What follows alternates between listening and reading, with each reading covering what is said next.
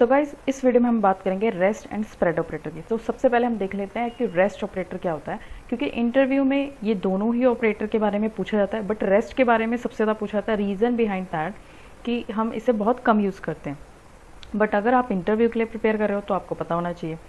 तो rest operator क्या होता है?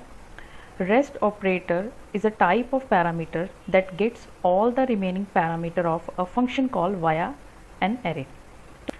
अब जो रेस्ट ऑपरेटर है उसके नेम से ही आपको पता लग रहा होगा कि रेस्ट ऑफ द वैल्यू मतलब रेस्ट डेटा, रेस्ट मतलब बचा हुआ डाटा, ठीक है। मतलब ये अपने नेम से ही अपनी फंक्शनैलिटी को स्पेसिफाई करता है and it is represented by 3 dots. इसे 3 डॉट के थ्रू रिप्रेजेंट करते हैं, ठीक है। अब हम इसकी प्रैक्टिकल एग्जांपल देखते हैं कि रेस्ट ऑपरेटर वर्क करता कैसे। तो जब गाइस हमारे पास रेस्ट ऑपरेटर नहीं होता था तब हमारे पास क्या प्रॉब्लम होती थी। जैसे कि फॉर एग्जांपल मेरे पास ये एरे है, ठीक है, और इस एरे में से मुझे कुछ वैल्यू एक स्पेसिफिक लोकेशन से गेट करनी। जैसे मैंने यहाँ पे लिखा हुआ है एरे कहाँ से, जीरो इंडेक्स। जीरो इंडेक्स पे क्या वैल्यू है 1, तो वो कहाँ चला गया, फर्स्ट में चला गया। उसके बाद मैंने क्या किया कि जो जीरो इंडेक्स पे वैल्यू थी उसको तो मैंने फर्स्ट पे ट्रांसफ़र कर दिया, बट फिर भी एरे में वो वैल्यू तो स्टिल रहेगी क्योंकि उसको मैंने रिमूव तो किया ही नहीं।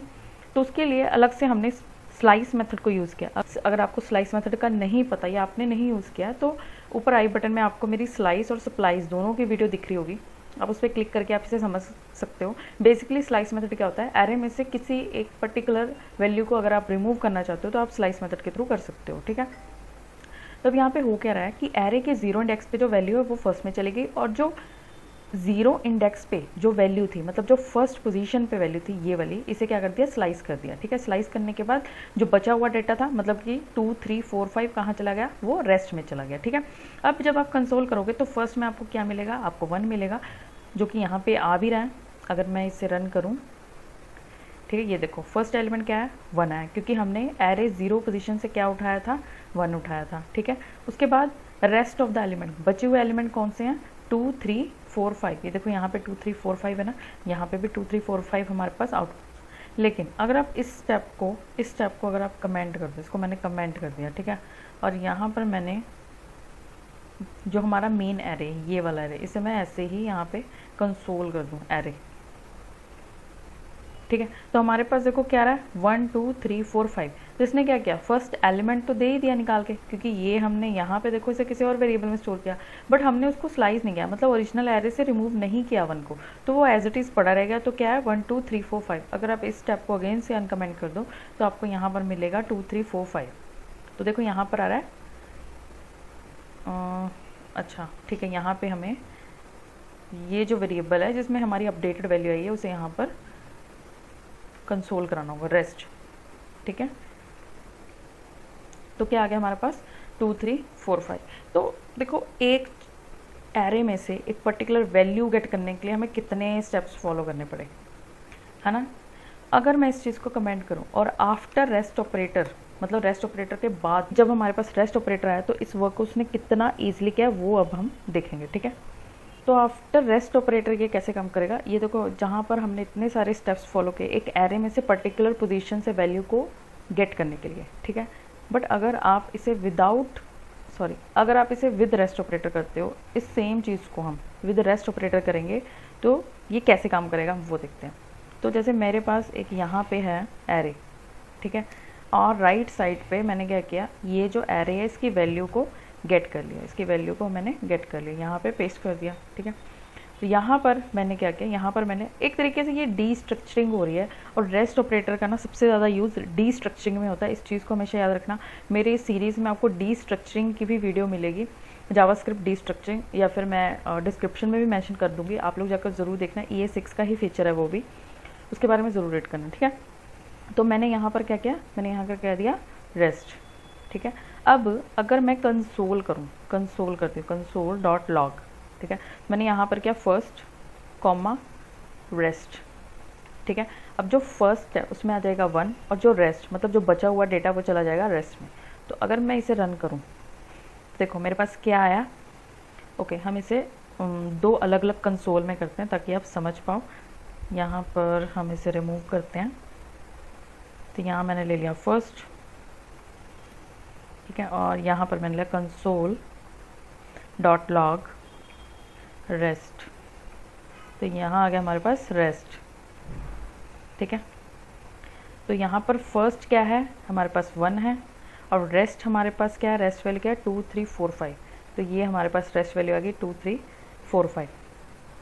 तो हमारे पास रेस्ट वैल्यू क्या आ गई 2 3 4 5, क्योंकि जो फर्स्ट थी उसे मैंने पहले ही गेट कर लिया, ठीक है। और मुझे देखो कुछ नहीं करना पड़ा। यहाँ के स्टेप आप कंपेयर कर लो इससे, ये 3 लाइन का स्टेप है, 3 लाइन भी नहीं कह सकते, कंसोल के लिए 2 लाइन है, 1 लाइन में स्टेप हो गया हमारा, 1 लाइन में।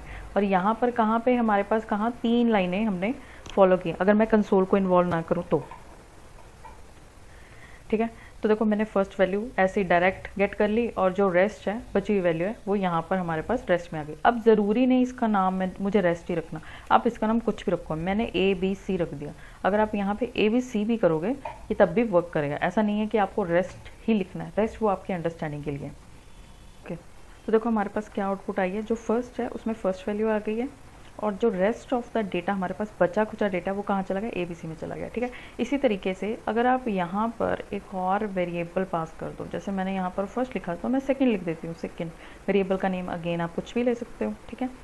तो यहाँ पर अगर मैं कंसोल करूँ, कंसोल डॉट लॉग सेकंड,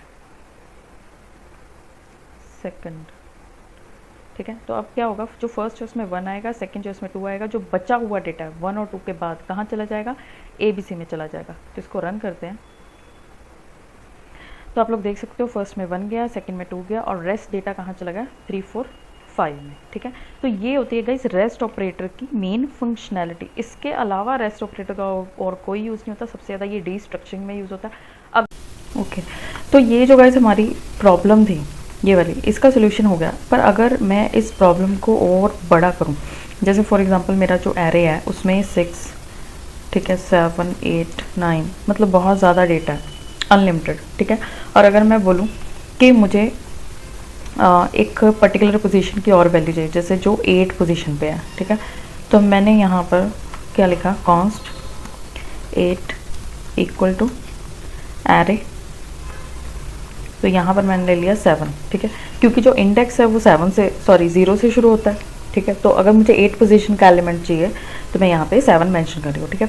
और अगेन मुझे ये सेम स्टेप जो है वो रिपीट करना होगा, तो यहाँ पर आएगा, क्योंकि उस पोजीशन से एलिमेंट को स्लाइस भी करना होगा। जैसे 7 है तो मैंने 7th पोजीशन से एलिमेंट को स्लाइस किया, सॉरी यहाँ आएगा 8, क्योंकि जब स्लाइस मेथड काउंट करना शुरू करता है तो नंबर ऑफ एलिमेंट काउंट करना शुरू करता है, मतलब 1 कंसीडर करेगा वो।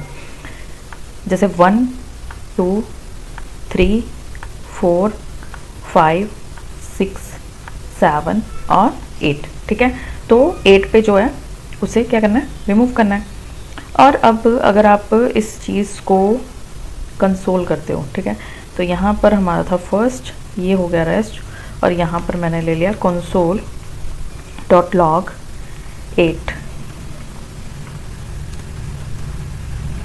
ठीक है। मैंने रन किया इसे, add dot slice rest has already been declare, okay. तो ये बोल रहा है कि यहाँ पर आपको एक और वेरिएबल लेने की ज़रूरत पड़ेगी। तो देखो ये चीज़ कितनी कॉम्प्लिकेटेड है, मतलब इतनी इजी सी चीज़ को भी हमें कितने सारे स्टेप्स में करना पड़ रहा है। रादर देन दिस, ये जो हमारी एग्जांपल है, ठीक है, अब ये सारे एलिमेंट मैं यहाँ पे कॉपी कर लेती हूँ, ठीक है। तो ये एलिमेंट मैंने यहाँ पे कॉपी कर लिया, ठीक है। तो फॉर एग्जांपल मुझे यहाँ पे 7th पोजीशन पे, ये जो 7 है, ठीक है, वैसे तो पोजीशन इसकी 6 कंसीडर होगी, क्योंकि ये जो काउंटिंग शुरू होगी ये 0 से शुरू होगी, ठीक है। तो मुझे 7 को गेट करना है, ठीक है। तो मैं यहाँ पर क्या करूँगी, 3 4 5 6 7, तो यहाँ पर चाहिए 7, ठीक है। मैंने इतनी सारी स्पेस बाकी एलिमेंट के लिए छोड़ दी, मैंने सीधा 7 को गेट कर, ठीक है। और यहाँ पर मैंने लिया 7 कंसोल डॉट लॉग 7,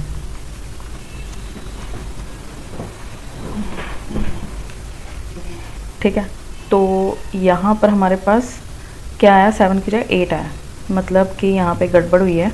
तो यहाँ पर 3rd 4th 5th 6th 7 8, ठीक है। तो यहाँ पर एक ये रिमूव हो जाएगा, ठीक है। अब इसे मैंने रन किया तो क्या आ गया, 7 आ गया। तो देखो इसमें हुआ क्या, ये चीज़ मैंने क्यों पुट की। तो अगर आपको डीस्ट्रक्चरिंग आती होगी, आपने डीस्ट्रक्चरिंग की होगी एरे के साथ, तो उसमें यही होता है कि अगर आपने, जैसे हमारे पास एरे है, ठीक है, राइट हैंड साइड पे, तो उसमें से हम बिना एरे को आइटरेट किए बिना एक पर्टिकुलर पोजीशन से कोई भी वैल्यू को गेट कर सकते हैं, ठीक है। अब मैंने ये जो स्पेस छोड़ी है, ये जो मैंने मतलब उसे मैंने एलोकेट तो किया बट मैंने कोई नेम नहीं दिया, ठीक है। मतलब कि ये जो third, fourth, fifth, six place जो मैंने दिया वो मैंने उन्हें एलोकेशन किया, जो एरे में ये वैल्यू है इनको एलोकेट तो कर दिया पर कोई नेम नहीं दिया। अगर आप यहाँ पर नेम भी दे दो, जैसे मैं यहाँ पे थर्ड लिख दूँ, ठीक है, फोर्थ लिख दूँ, तो मैं इनको भी गेट कर सकती हूँ, बट मुझे नहीं चाहिए तो इसलिए मैंने क्या किया, मैंने उतनी स्पेस छोड़ी और डायरेक्ट जो सेवन्थ एलिमेंट था उसको गेट कर लिया। तो और जो रेस्ट ऑफ द डेटा है, मतलब कि फॉर एग्जांपल एरे आपका बहुत बड़ा है 10, 20 मतलब अप टू इन्फिनिटी, तो जो भी हमारे पास रेस्ट डेटा है वो कहाँ चला जाएगा, अपने रेस्ट ऑपरेटर में चला जाएगा। तो ये होता है best use of a rest operator, ठीक है। अब ये थी एरे की बात, ठीक है। आप सेम चीज़ ऑब्जेक्ट के साथ कर सकते हो। जैसे मैं एक और एग्जांपल आपको बताती हूँ, ये वीडियो थोड़ी लंबी हो जाएगी बट आप समझ जाओगे। जैसे मैंने एक ऑब्जेक्ट लिया नेम सीमा, ठीक है जी, उसके बाद मैंने लिया वर्क कोडिंग, ठीक है, उसके बाद मैं बोलती हूँ लोकेशन, तो मैंने लोकेशन बोल दी पंजाब, ठीक है। अब यहाँ पर क्योंकि अगर राइट हैंड साइड पे मैंने ऑब्जेक्ट लिया तो लेफ्ट हैंड साइड पे भी ऑब्जेक्ट ही होगा, ठीक है। अब पहले क्या होता था, फॉर एग्जांपल मेरे पास ये ऑब्जेक्ट है, ठीक है, ये ऑब्जेक्ट है ओबीजे है। अब मैं इसे रिमूव करती हूँ, ठीक है, ओके। अब मुझे नेम गेट करना है, तो मैं यहाँ पर क्या लिखूँगी, यहाँ पर मैं लिखूँगी console.log obj.name, ठीक है। वैसे ही जब मुझे लोकेशन गेट करनी है मैं क्या लिखूँ, console.log obj.location, ठीक है। अब हो क्या रहा है, मुझे 1 बाय 1 सभी वैल्यू का ऐसे गेट करना पड़ेगा। मेरा ऑब्जेक्ट जितना मर्जी बड़ा हो, ठीक है, ये कितना भी बड़ा हो सकता है, ठीक है। एक तो ये वे है, बट अगर मैं यहाँ पे डी स्ट्रक्चरिंग को यूज़ कर लूँ विद द रेस्ट ऑपरेटर तो मुझे क्या बेनिफिट होगा। मैं क्या करूँगी, लेफ्ट हैंड साइड पे मैंने एक ऑब्जेक्ट लिया, मैंने सीधा यहाँ पे क्या लिया, नेम कॉमा लोकेशन, ठीक है।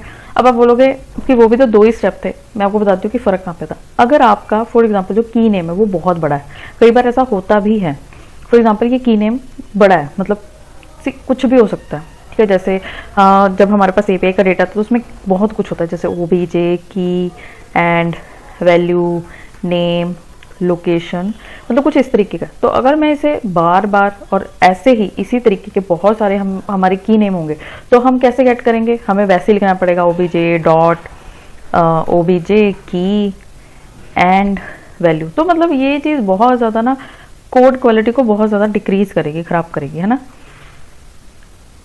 तो आप क्या कर सकते हो, आप कर सकते हो बहुत कुछ कर सकते हो। तो पहले तो मैं इस चीज़ को रिमूव करती हूँ, ठीक है, ओके। ये लोकेशन का, अब मैंने क्या किया, मैंने नेम ले लिया और मैंने ले लिया लोकेशन। लोकेशन का जो एल है वो कैपिटल है, तो यहाँ पे भी एल मैंने कैपिटल ले लिया, ठीक है। अब मैं यहाँ पे कंसोल करती हूँ, console.log, तो यहाँ पे मैंने लिया नेम कॉमा लोकेशन। तो इस ऑब्जेक्ट में से मैंने 2 चीज़ें उठा ली, एक उठा लिया नेम, एक उठा लिया मैंने लोकेशन। तो जब मैंने इसको रन किया तो मेरे पास क्या है, ओके, यहाँ पे एल कैपिटल होगा, ठीक है। तो यहाँ पर मेरे पास क्या, सीमा मतलब मेरा नेम आ गया, लोकेशन आ गई मेरी पंजाब आ गई, ठीक है, सही है। अब देखो यहाँ पे बहुत सारी कंडीशंस हो सकती हैं। अब यहाँ पे ये ऑब्जेक्ट बहुत बड़ा हो सकता है, मतलब जितनी मर्जी वैल्यू हो सकती है, ठीक है। हम क्या करते हैं, हम डायरेक्ट लेफ्ट साइड पे क्या करेंगे, जितना मर्जी डेटा हम उसका की नेम यहाँ पे लिखेंगे। जैसे अगर मैं लोकेशन हटा के यहाँ पे वर्क लिख दूँ, वर्क, और यहाँ पर मैं वर्क को कंसोल कराऊँ, ठीक है, तो अब आएगा नेम सीमा और वर्क कोड, ठीक है। तो हमारे पास आ गया नेम सीमा और वर्क क्या आ गया, कोडिंग आ गया, और यही आउटपुट आ गया, ठीक है। बट फॉर एग्जांपल मेरे पास और भी डेटा है, जैसे हाउस नंबर है, हाउस नंबर हमने ले लिया, हाउस नंबर हमने लिया 41 समथिंग, ठीक है। तो जो रेस्ट ऑफ द डेटा है वो अगेन आप रेस्ट ऑपरेटर में डाल सकते हो, रेस्ट। अब ज़रूरी नहीं है कि रेस्ट आपने नेम देना है, कुछ भी दे सकते हो, मैंने ऑलरेडी बताया। यहाँ पर मैंने लिया रेस्ट, ठीक है, मैंने रन किया, ठीक है। तो यहाँ पर देखो मैंने क्या लिखा, नेम, नेम में आ गया सीमा, वर्क, वर्क में आ गया कोडिंग, और जो रेस्ट ऑफ द डेटा मतलब लोकेशन और हाउस नंबर वो कहाँ चला गया, रेस्ट, मतलब बचा खुचा रेस्ट में चला गया, मतलब लोकेशन और जो हाउस नंबर था। तो यहाँ पर भी देखो जो रेस्ट ऑपरेटर है वो डी स्ट्रक्चरिंग के साथ ही वर्क कर रहा है, ठीक है। तो ये भी हमने देखो कंप्लीट कर लिया। अब एक और चीज़ है, जो कि मैंने आपको स्टार्टिंग में बताया था। फॉर एग्जांपल आपका जो की नेम है वो बहुत बड़ा है, जैसे मतलब कुछ भी हो सकता है, वैसे तो मैं एक डमी डेटा ले रही हूँ, ये बहुत बड़ा है, ठीक है, ये मेरा की नेम है, ठीक है। तो हम क्या कर सकते हैं, हम यहाँ पे क्या कर सकते हैं, मैं उसे एक सेपरेट नेम भी दे सकती हूँ, ठीक है। जैसे मेरे पास क्या है, ये लोकेशन है, तो अगर मुझे इसको गेट करना है तो मैं यहाँ पर अगर ये लिखूँ, ठीक है, और यहाँ पर भी मुझे फिर इसी नेम से इसको प्रिंट करना पड़ेगा, नहीं। हम क्या कर सकते हैं, यहाँ पर मैंने कॉलन डाला और मैंने बोला प्लेस, ठीक है। अब अगर मैं यहाँ पर नेम वर्क के साथ अगर मैं प्लेस लिख दूँ, ठीक है, प्लेस लिख दूँ, तो मैं अपनी लोकेशन को, अपने ऑब्जेक्ट की जो लोकेशन की है उसे मैं प्लेस के नाम से एक्सेस कर सकती हूँ, ठीक है। यहाँ पर अगर मैं रन करूँ तो देखो क्या आया, मेरा नेम आ गया, ठीक है, वर्क क्या था, कोडिंग था, वो भी आ गया, ठीक है।